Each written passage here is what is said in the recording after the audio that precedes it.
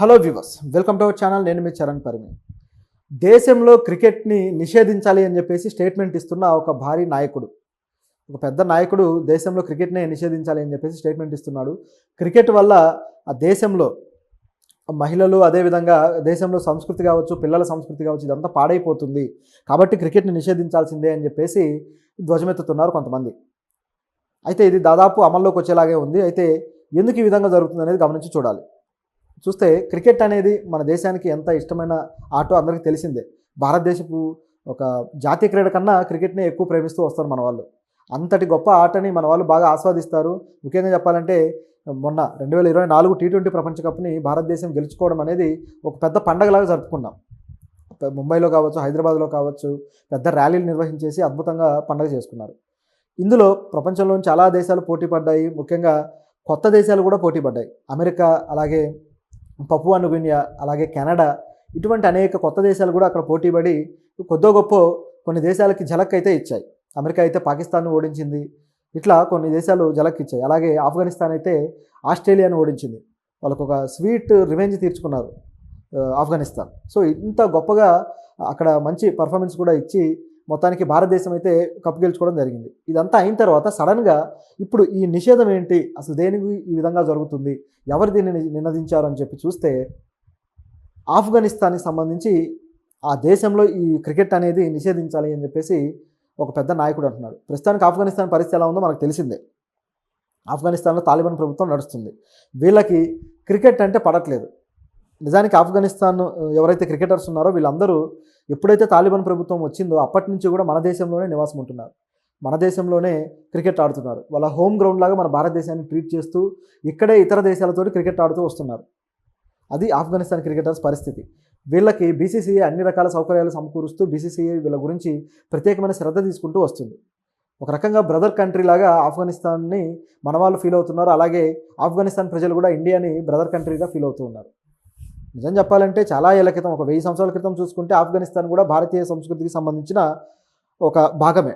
భారతీయ రాజే ఆ ప్రాంతాన్ని కూడా పరిపాలిస్తూ వచ్చాడు. చెప్పాలంటే 1200 టైం వరకు కూడా. ఆ తర్వాత అది మారిపోయింది. షేర్ షా భారతదేశ చరిత్రలో ఎంట్రీ ఇవ్వడం, అక్కడ నుంచి మార్పులు సంభవించాయి. సరే, ఇదంతా చారిత్రకంగా అనుకుంటే ఇటువైపు చూస్తే ఈ ఆఫ్ఘనిస్తాన్ ఎప్పుడైతే తాలిబాన్ల చేతిలోకి వెళ్ళిపోయిందో వాళ్ళు క్రికెట్ని మొట్టమొదటిసారిగా మహిళలకు నిషేధించారు.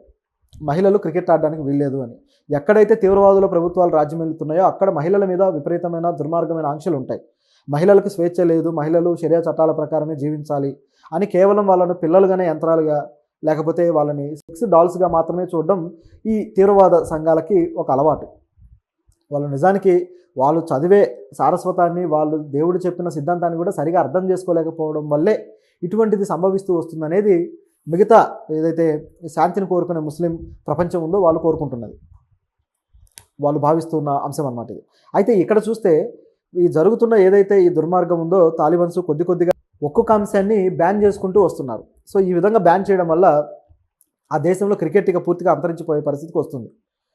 క్రికెట్ అభిమానులు ఇప్పుడే ఆందోళన పడడం స్టార్ట్ చేశారు. తాలిబాన్ సుప్రీం నాయకుడు హిమతుల్లా అఖుంద్జాదా అనే ఒక సుప్రీం నాయకుడు, తాలిబాన్స్ మొత్తానికి ప్రస్తుతానికి అతను హెడ్గా ఉన్నాడు. ఇతను క్రికెట్ను మన దేశంలో నిషేధిస్తున్నాం అని చెప్పేసి స్టేట్మెంట్ ఇచ్చాడు. కొన్ని అంతర్జాతీయ, జాతీయ నివేదికల ప్రకారం క్రికెట్ అనేది పిల్లలని, అలాగే మహిళలని, వీళ్ళని, అలాగే దేశంలోని సంస్కృతిని, వీటన్నిటిని కూడా చెడగొడుతుంది, దీనివల్ల మనకి నష్టమే తప్ప లాభం లేదు అని చెప్పేసి భావించి క్రికెట్ని నిషేధిస్తూ ప్రకటించారు. సో దాంతో ఇప్పుడు ఆఫ్ఘనిస్తాన్ క్రికెటర్స్ పరిస్థితి ఏంటా అని ఒక ప్రశ్న బయలుదేరింది.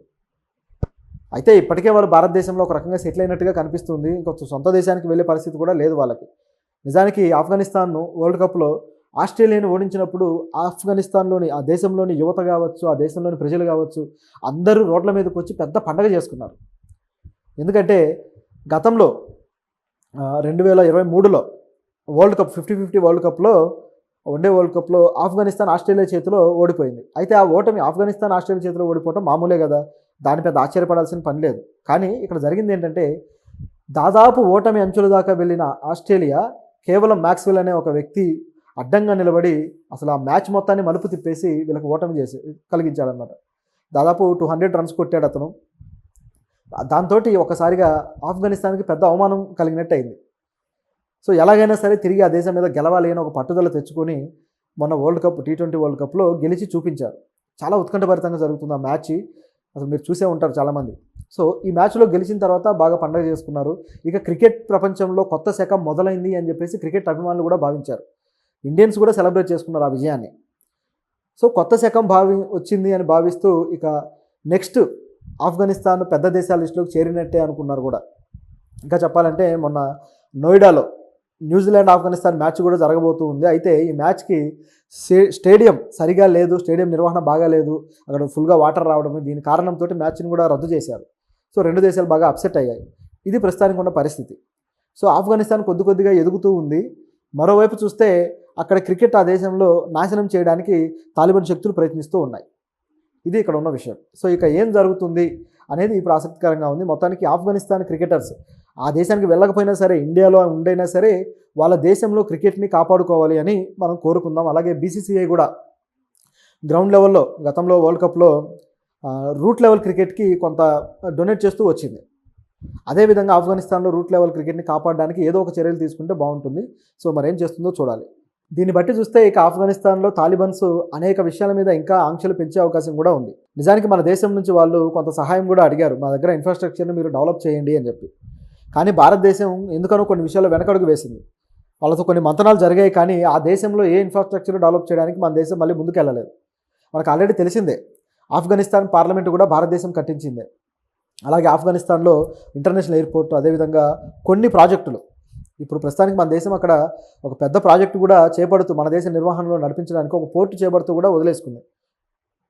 ఇవన్నీ కూడా మీరు వచ్చి పూర్తి చేయండి, మా ఇన్ఫ్రాస్ట్రక్చర్ని మీరు డెవలప్ చేయండి అని మన దేశాన్ని అడిగినా సరే మన వాళ్ళు ముందడుగు వేయడానికి ఆలోచిస్తున్నారు. ఎందుకంటే ఇటువంటి ఆంక్షలు పెట్టేసి ప్రజల్ని నానా ఇబ్బందులు పెడుతూ ఉంటే ఆ తాలిబాన్ ప్రభుత్వాన్ని ఇవన్నీ ఏర్పరిస్తే బలపరిచినట్టు అవుతుంది.